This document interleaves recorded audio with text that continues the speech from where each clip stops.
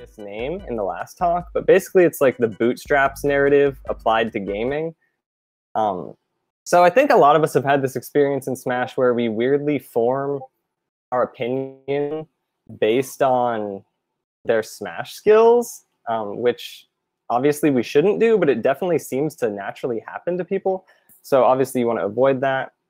But the thing about toxic meritocracy or meritocracy in general is that, like, defining a social structure based on merit inherently ignores the inequalities that influence people's ability to even attempt to get good. So yeah, this got touched on in the last talk as well, but the idea of wanting to have environments that are not just about winning is important. So yeah, some of the different advantages that privilege different people's ability to get good at the game, like owning a console is obviously an advantage for practicing. This is something I experienced in my research when I was trying to study Ultimate. Not having a console completely shapes the way that you can, I'm sorry, I looked at chat and got distracted because I've never done this before. But basically, it completely shapes the way in which you experience Smash. So eventually my advisor let me borrow one, but that saved me hundreds of dollars, which a lot of people would not be in that position to be able to do that. And then obviously the more salient things of the hegemonic gamer, like the typical gamer, the capital G gamer, if you will, the straight white cis male, basically. In Smash and the FGC, at least in America, I don't know what it's like other places, but it's not terribly uncommon to see people of all sorts of ethnicities, but occupying that hegemonic niche or like that cis white male position still clearly is the most advantageous, or the least, you'd be the least uncomfortable, basically. And then non-male identified players in esports are pretty marginalized, although we know the people are playing for sure at home. It's the events that are like exclusionary towards people. So with Smash, when I was writing my thesis, I figured the idea of embodied co-presence, like physically being next to other people, would make Smash, more inclusive. And that's kind of true in the fact that you're not going to yell obscenities in the same way that you would in like all chat on League or on Xbox Live or something to people next to you. But for people who physically feel threatened, it creates an environment where the events of July and things like that can transpire. Like, essentially, you can't be physically assaulted online. Like, you can, not to create a hierarchy between the types of like damage that can be done to people online versus in person, but the idea of playing next to people is a problem as much as it is a good thing in Smash. So let's talk about actual top player privilege now. We basically know what this is, I think, if you're watching this, but it's power leveraged against others. So that active leveraging of power, it means they're thinking about it when they're doing it. It doesn't just happen. It's not a coincidence, basically. They knew that they were using their power. So this can be something benign, like relatively innocent, like someone showing up late to a pool because they are a top player and they know they won't get punished. But some other big Smash-specific top player privilege things, the melee scene is ancient for esports. So in addition to people accruing skill over time and them being treated better in the community because of the meritocracy there, legacy can also carry a ton of power. So we see that with Sleepy K and other commentators and people who have power in the community, not because they are good at the game necessarily. They might be above average at the game just because of their legacy, but their power comes from them being known. I'm trying to monitor chat, I'm sorry. Yeah, old player privilege can be stronger than top player privilege because of the thing that the last presenters touched on a bunch, where people will just say, oh, I know that guy, he's not like that. And that causes multiple problems. But yeah, Ultimate itself is a mix of a lot of people. You've got people who've been in the scene since Brawl. You got people who started with Smash 4, who have still been in the scene for almost 5 years at this point. And then you've got kids who just got it for Christmas, like actual children, which is very important. Of course, Melee does occasionally have a few kids, but the fact that Ultimate has actual children and like a good number of people who are between the age of 16 and 18, aka they can drive themselves to tournaments independently, but they are not an adult. Ultimate has a lot more of that, which creates different views of the problems as well as different problems. So yeah, Smash is also unique in that it's a single player game. So we get this huge concentration of star power in individual players versus esports generally, which is usually a team thing. Like Smash and fighting games are they're kind of an anomaly in esports. And maybe the only reason that we're even included in esports is because we were here first, ultimately. Like fighting games and then Smash, because of fighting games directly, were the first esports before we even called it that, you know? So more about top player privilege, like fame and clout is actively used in various ways. And this plays into the whole, like, when women or anyone are getting into the scene and someone wants to teach them how to play, they have to think about whether, like, what that person's intentions truly are. So we've seen multiple stories, like D1 and other top players, top commentators or whatever, saying that they want to teach someone how to play and using that to lure them into isolation.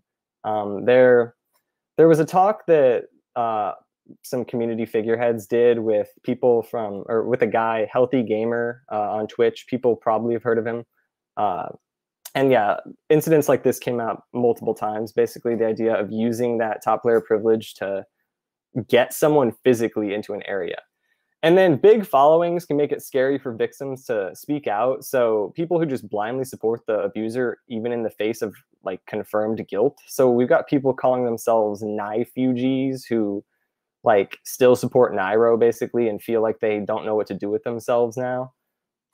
And so basically that just provides an additional line of intimidation if you want to come out with accusations, even if they're completely valid. Like we saw multiple completely valid things shared by Jisoo, and then she still gets like double, if not triple digit number of people like calling her a liar and other horrible words that I don't even want to say, basically.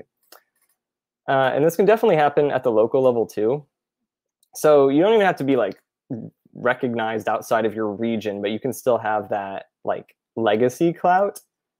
Basically, like that guy's been here for 4 years. I've been to X number of tournaments with him. Like I stayed in the hotel room with that guy. Surely he couldn't be doing the stuff that he, like you, the person who's being abused, is experiencing and saying is happening. Surely that can't be true. So obviously that creates a big problem. Yeah, so basically also skill, like even without legacy, someone being good at the game gets them clout in this scene. Basically, like we treat people as if them being good at Smash makes them a good person. And this is something I've definitely been guilty of myself. Like I've like been looking up to people as humans just because they were better than me at like Project M or whatever. So another reason that there are these problems is possibly escapism. This isn't something I've seen people mention in any of the talks and stuff I've been watching, but in general with esports and gaming, people bring up like escaping their real life as a reason that they like them. And we see this exacerbated more with going to a multi-day tournament. Like that feels like a vacation or like a complete separate thing from real life. So yeah, and then even going to locals can feel like an oasis or an escape from your daily life. Yeah, so basically actively feeling cut off from reality could be a factor in people's misconduct. I got asked like a week or so ago by someone who I see is in chat, Lux, basically, how we would keep, like, how are we supposed to deal with people who say they want to keep politics out of gaming? And my answer was basically, that's not real. Like that, everything is political. Like, what are you talking about? If you're over the age of 18, you shouldn't even be allowed to legitimately think that anything is apolitical. Yeah, basically, I think that it is political and we need to own that, basically, those of us who care. And then obviously just not letting Smash be your entire identity plays into the escapism. Smash is a subculture, and therefore people who are kings here may be outcasts elsewhere, which then plays into the thing I said in chat. I'm Yeet LMAO, by the way. The thing I said in chat about justification versus explanation. Like, sure, oh, they don't know how to talk to women or whatever explains why they're being problematic, but it doesn't justify it. All right, so actual suggestions and solutions. I'm gonna take a drink of water. All right, so what to do? Obviously, I think probably most of us who are here, we've heard of the code of conduct, which is a tangible response to combating top player privilege, but we also are aware that there's some problems. So the first problem is just volume. There was way too many cases for 1 to 9, depending upon how many of the rotating cast of people are helping Dr. Piggy at any given time. So right now it's pretty much 1 person to work on with like a case of almost 100 like backlogged cases. That doesn't work. Transparency. So I have seen a lot of people who take issue with the code of conduct because they're not even sure who's on the panel or anything. I think that's kind of overstated in that people didn't seem to understand the code of conduct in general. So they released 3 different versions of the code of conduct. One that was like a 1.5 pages to be physically displayed at tournaments, like an infographic almost. And then one that was the one that if you're a normal person, you would read. Maybe it's like 6 pages or whatever. And then there's one that's like cover our ass type legalese, like we spoke to lawyers, long form version of it. So the code of conduct was highly misunderstood by the community. The biggest thing being they do not issue bans. They never issued bans. They just recommended that local communities ban people. So then we've got people getting a significant number of likes and retweets on Twitter calling out the code of conduct for like banning people. And it's like they don't even do that. So how do you argue against someone who doesn't even have the correct assumptions basically about stuff? So solving this could be like as simple as a big player, like this would probably be Scar or somebody, like explaining on stream the code of conduct, because I don't know that we got that last time, like a thorough explanation of the code of conduct. And it's not like it would be hard to explain anyway, like it's pretty digestible. And then some people take issue with the fact that the code of conduct's not like a legal institution, but that's actually kind of better, I think. Like I really don't read the lack of legally binding power as an issue. And then Dr. Piggy said multiple times that like you don't need the same level of evidence to say, hey, we don't want to play this video game with you that you would for actually getting convicted or something. And by the way, she completely inspired me to go to grad school and study Smash at all in the first place when I met her at Smash and Splash 3. So shout out to her in multiple ways. She's also like told me that she's glad I'm doing this work, which is like insanely validating when, like I said, she inspired me to do the work in the first place. So another, like some potential solutions to the volume problem, time. So maybe we have some sort of regional representative set to fulfill the quota of cases being processed. Right now, this could even be a temporary thing where we just need raw numbers of people to process the backlog of cases, because there are, like I said, almost like there's close to 100 backlogged cases that Dr. Piggy has said are waiting, and that's not her fault at all. Like I'm in my first year of my PhD. She's towards the end of her PhD, so the amount of work that she is doing for her actual life is ridiculous and borderline unfathomable by people who haven't done it. So to expect her to do this work on top of that is ridiculous. Like she cares, but it's just not possible. It's time for other people to be taking up this mantle, basically. She's set an incredible foundation for us and would definitely be there for us. But anyway, back to the actual slide. So of course this would be voluntary, but we do need raw numbers. Like we're not going to like require if the state of Tennessee or something only has 1 person that they want to send, that's totally fine. But yeah, basically we need some people to process these cases. How is this different from the 25 thing where there's like a bunch of top players? I don't know. It's like, it's not terribly different, but for one, we just have this backlog of cases that we do know we need to process. So we need to get through that somehow. And then the decentralization of the scene is its own problem as a whole. I know Lux was talking about this in chat, basically how we need like a I don't know exactly the word he used, but a coalition of players, basically, a unionized, a democratic players union to create infrastructure. Because yeah, lacking this infrastructure is a problem. We'll talk about that more in a sec. But obviously some problems with this, like, I don't know, parliament type thing I'm describing would be that people need to be vetted on some level to know that they're not like bad people, basically, especially when we all wouldn't know each other at the beginning. And in the short term, that may mean people doing a bunch of extra work to vet these people who want to help. So that could not be Dr. Piggy, hopefully. That could be someone else, me, Lux. That could be the new homie stock organization, maybe, like a combination of people. We've got a lot of people who are willing to do this work, I think. And it doesn't just have to be her anymore. So alternative ideas, states or regions could handle their own misconduct cases. This pretty much is sort of how it works anyway. But we could make it more explicit, like each region handles their own stuff, and then the main code of conduct, in order to reduce the burden and like the volume problems on them, could be an appeal board, basically, specifically for cases where, like the last speakers were talking about, where you go to your local TO, you say this guy is creepy, and they ignore you. Then having a bigger organization to appeal to would have clear value, basically. So yeah, and another possible suggestion would be that Ultimate players review Melee cases, and Melee players review Ultimate cases in their region, and vice versa. Like, obviously, you might know some of the people, but there'd at least hopefully be less bias from knowing the offenders personally.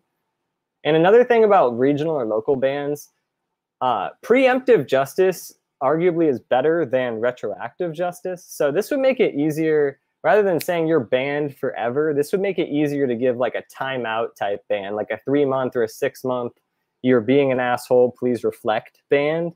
So like a timeout type thing. That could serve a lot of value. So another general solution to the volume problem is money. This has been talked about a lot. We do need money to do this work. To pay people who know what they're doing, and also just to pay people for their time. So this could definitely be done fairly easily, especially since we're on rollback/COVID time right now. You just host a tournament, and there's like borderline no overhead for hosting that tournament. It could be like even like a Smash Summit style thing where people throw money at it for that reason, or it could be a big charity tournament where people like donate money and that's their entry fee or whatever, and then there's actually not a prize pot or whatever. That could work. Some idea that I did want to mention is the idea of potentially networking with Twitch, just because I know people in the community do have like ties there, obviously. I'm pretty sure Scar created bits in the first place, so we could maybe get a channel set up indefinitely, even when people are not streaming, where you could donate bits to that, just because then we couldn't get harassed with like credit card chargebacks where people make a huge like charge, and then this is why bits exist. Basically, people would like donate big amounts of money and then they take it back, and the streamer may have already like spent it or something. Like, it's pretty bad, basically. And then potentially we could network with this brand new organization, Homie Stock, which is this exact thing. It's like a crowdfunding thing for people who have problems in Smash. I think their focus right now is more so on people who are in problematic home life situations because of COVID, which is great. And the people starting that are RyoBeat is like the biggest name that you may know. And then there's one of the TOs from Xanadu, apparently. And then another player that I know, I don't know them, but I know that they're like a great person. Like Trinity, I believe is their name. And one of my friends, without knowing them at all, was like offered to stay at their home when they visited Indiana, and like that's the type of person they are. So basically, I trust all these people heavily. So this could be who holds the money, because that's another issue. It was like, okay, who do we trust with this huge sum of money? So these people are pretty, at least in my opinion, heavily vetted and would be very trustworthy. Yeah, so another thing we could do is just increase, like when you're paying $90 to go to Big House or whatever, we could make that $95, and $5 goes to the code of conduct like fund, basically. But in general, especially since we have limited resources and funds, stuff should be going towards helping victims and not reforming abusers. I know that's been brought up, the idea of counseling for abusers. Sure, there's value in that, but that should not be our focus right now, I don't think.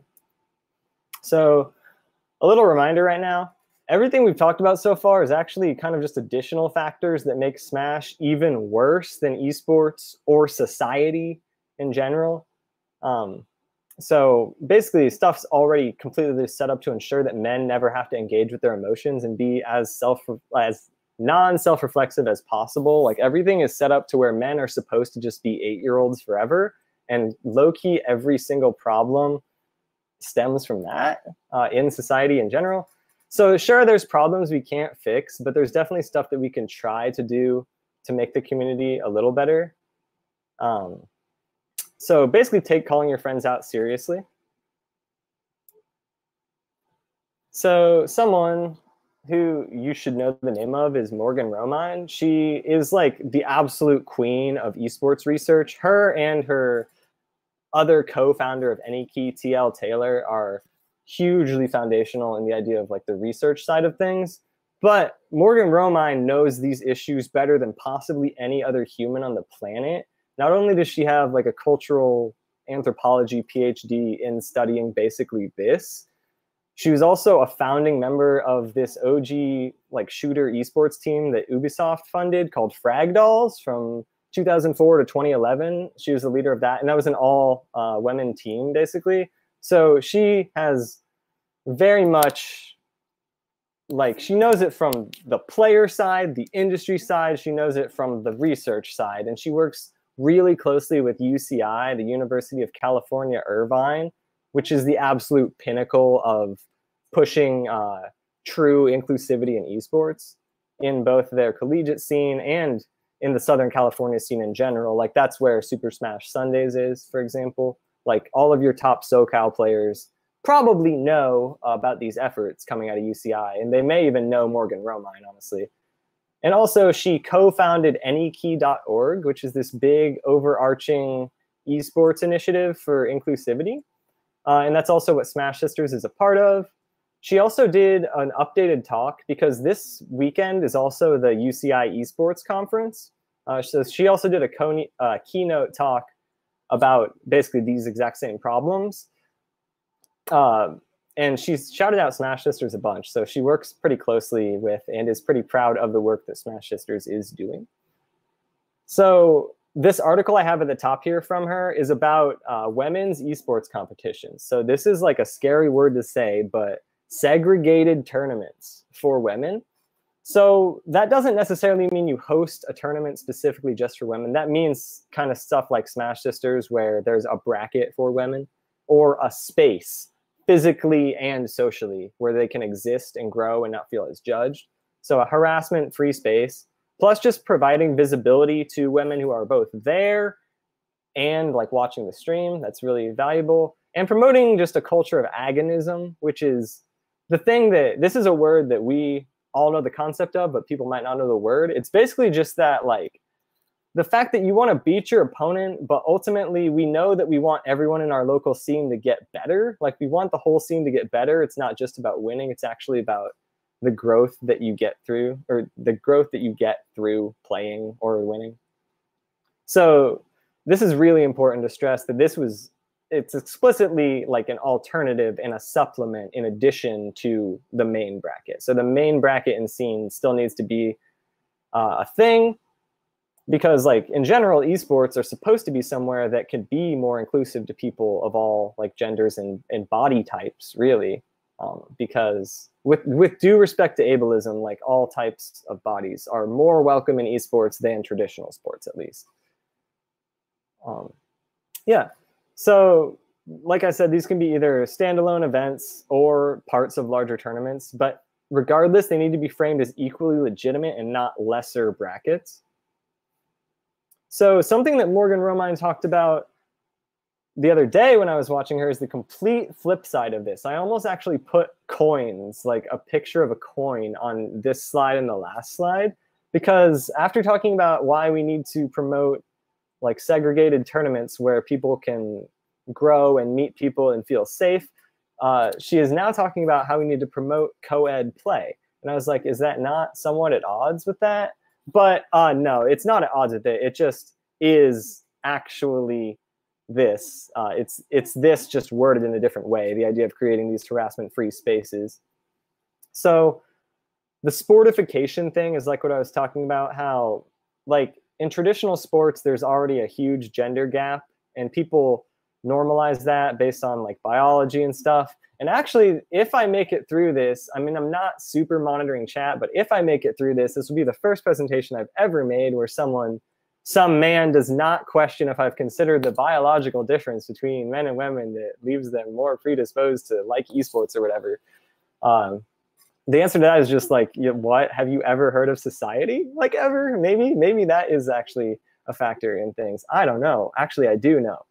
But anyway, so sports in general normalize toxicity, like the idea that you need to like be a man or whatever, and you should just deal with being treated horribly is bad. And so porting over, like a lot of people wanted sports or esports. They wanted esports or they want esports to mirror traditional sports, but we actually don't want that. we should not want that probably, because that carries more problems than benefits. And this normalized toxicity definitely disproportionately affects marginalized players, which then means people care less, kind of. Like the people in power are less perplexed to care because it doesn't affect them as much. At least in my country, we see this very apparently at the highest level of government as well. And then just the idea of it being a competitive thing shapes what is valued in that scene. It doesn't just have to be winning. That does not have to be the only thing valuable. In Smash, that gets harder because it is like a one-on-one game usually, so lowering the stakes is huge. Crew battles, teams, like pushing teams is a legitimate thing, is something that we definitely need to get back to if and when we do get to start playing in person again. That'll be awesome. Something that I've had run at tournaments, this obviously requires setups and might work for Melee better than Ultimate, but a ladder is awesome. You just sit there and you know that you are playing someone. It is a tournament set and it matters, but it also doesn't. Like you're not going to get kicked out of the tournament for losing. So it just changes what winning means in a way that definitely promotes actual growth better. And same with amateur bracket. It's like there's not even a prize for amateur bracket usually. It's just like, you know that it does matter more than a friendly, at least. So basically we need to create spaces where marginalized people feel that they can actually be safe and grow, but absolutely not forcing quotas. So we are not saying we should have crew battles where we put 1 woman and 4 men on a team together. Like that's not what we're saying here, basically. So we're getting close to the end, but I'll bring up the SCAR philosophy. So this is something that SCAR mentioned in the talk with Healthy Gamer. Basically, his view is just that if you care about, this is something that basically if you, I'll have to talk about the first point, but if you care enough about Smash to be here right now, you probably feel what he's talking about. But basically, he just wants the game to be available to anyone who likes the game. And that's basically why I'm doing this work. Like I realized I was hosting tournaments. I was like leading my local esports club or whatever, but there was like not a ton of women or I was in Iowa, so there wasn't a ton of diversity and ethnicity as well, but we do have some representation. But anyway, yeah, basically caring is what compels me to do this work in the first place. And basically, we just want this to be a space for anyone who wants to play the game to feel safe playing the game, and it's not that right now. My profile picture on Facebook has the Smash Sisters logo thing over it, and some person who happened to actually be someone who very much inspired me to continue playing Ganondorf when I was struggling at the beginning, but he commented on it with a bunch of stuff about how Smash has always been for everyone. We don't need like this segregated stuff, basically. This is really bad and divisive. And so we do just have a ton of old heads in the community who see things wrong, and I don't know how we combat that, but I guess we just have to overpower their voices by smarter than them and better organized than them, maybe, is another strategy. But yeah, basically, this also ties back to how we like Smash. Like, we're here because we like this game and it makes us feel awesome, and probably maybe changed our life in some way, we feel. So of course Smash is not all bad, but we're just talking about the bad parts right now. Just like the metaphor or meme that you may have seen about the Black Lives Matter movement, basically just like, if the house is on fire, it's not all houses matter right now. We're talking about the burning house, actually. So yeah, I'll talk about that more in depth right here, even with a picture of a burning house. So damage control, like I said earlier, preventative stuff is better than retroactive or punitive type things. We want to create a culture where abuse is discouraged actively versus a culture where people just feel like they might get in trouble if they get caught for doing something. So yeah, we want people to genuinely realize like what they're doing is wrong. And I guess something to combat potential cynicism or pessimism about this, there actually is, not to throw out the random statistic that doesn't exist or whatever, but there's like a good percentage of people who really don't know. Like they just really weren't thinking about it. Like there is value in this work, and it can be pretty impactful pretty quickly. There are people who are genuinely not thinking about stuff, and they actually can change their opinions based on new information. So that's pretty valuable, basically, in creating the culture of discouraged abuse. The fact that people actually can change their minds more than we may think they can. And then just when abuse does happen, I said this before, but resources need to be prioritized for victims rather than reforming abusers. Here we see the fireman rescuing the actual victim rather than the burning house. Like, sure, he will work on that burning house, but he will work on that burning house after he realizes that the victim is doing okay. Yeah, so this is something I mentioned in the last chat that I actually added to the slide. A watch list for potentially problematic players, that could definitely be super valuable. And it ties into how this is, again, not legally binding. But even since the events of July, as they've come to be known, a lot of local scenes or regional scenes have created like their own little code of conduct panel. I know that Iowa, I'm on that one, where I'm from originally.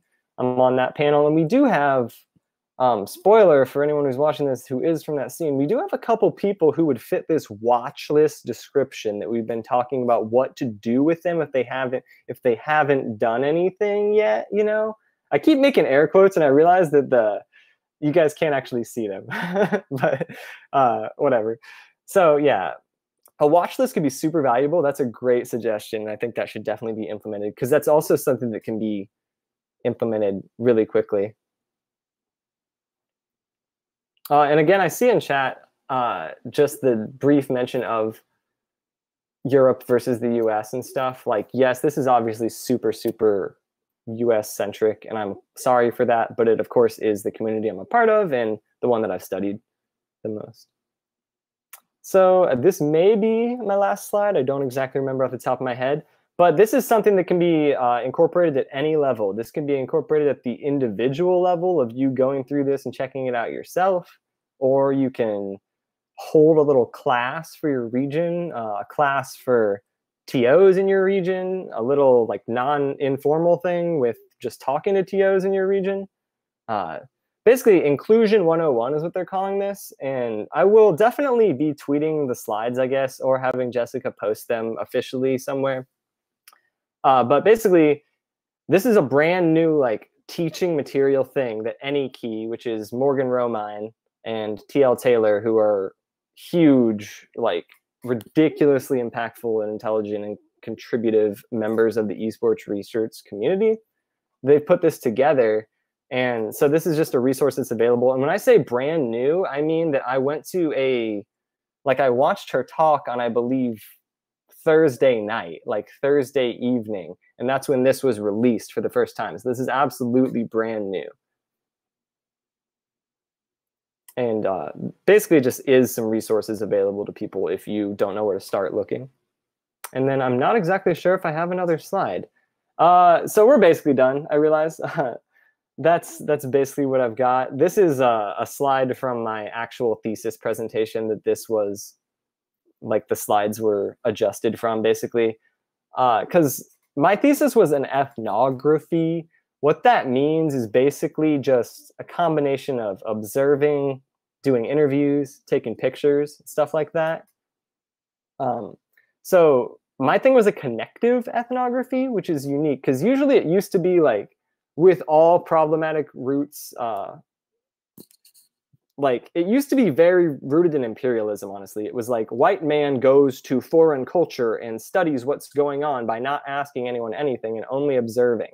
So that was the actual roots of ethnography. But connective ethnography is more modern, and it's basically like it actually incorporates like Facebook and Discord and Smashboards and like YouTube and Twitch and all this stuff. Like I'm not just going to tournaments and like writing stuff in a notebook, basically. It was like a ton of different work. So I guess this is weird to throw like why I'm credible at the very end of stuff, but I definitely, again, shout out to Salem, did years of research on this. And it's also very much built on like the foundation set by a bunch of women doing research in esports and a bunch of women doing work on inclusivity in Smash in general. So yeah, thank you to all of the women who have shouldered this burden. Men, we need to highlight their voices and basically attempt to do anything we can to support them. And this may be the last slide.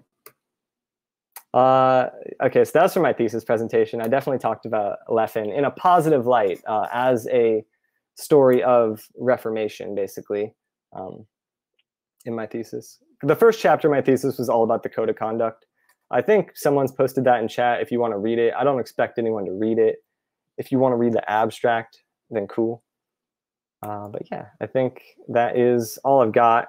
And then I guess I can touch on why our community is worse than other esports in some ways, which is just that Nintendo doesn't care about us. They don't notice us. They don't want Smash, like the competitive side of Smash, to be the face of their scene. They want Simone, this little 7-year-old girl who won the Oceania VGC Pokemon Championship last year. They want her to be the face of their game, which is like cool. That's definitely better than wanting people who look like me to be the face of your game, actually. But it definitely has implications for stuff. And basically every other esports scene gets more support than us. That's why Farming Simulator is on here. Like unironically, they put up 150 grand for their esports scene last year, and that's more than Nintendo's ever done for us. So Farming Simulator is a more legitimate esport than Super Smash Bros. I guess that's probably a good note to end on. I don't know if I'm supposed to do like a Q&A or what, but you can ask me questions on Twitter or whatever. That's just my Twitter, though. It's not like I'm like a, yeah, whatever. Basically, yeah. You can definitely hit me up on Twitter, Facebook, whatever. Yeah, I guess if we want to start a Q&A thing, then I'm looking at chat. Or if people want to cut me off, I may be over my time anyway. That's totally possible as well. And we definitely want the panel on racial justice in Smash. That's more important than me rambling on.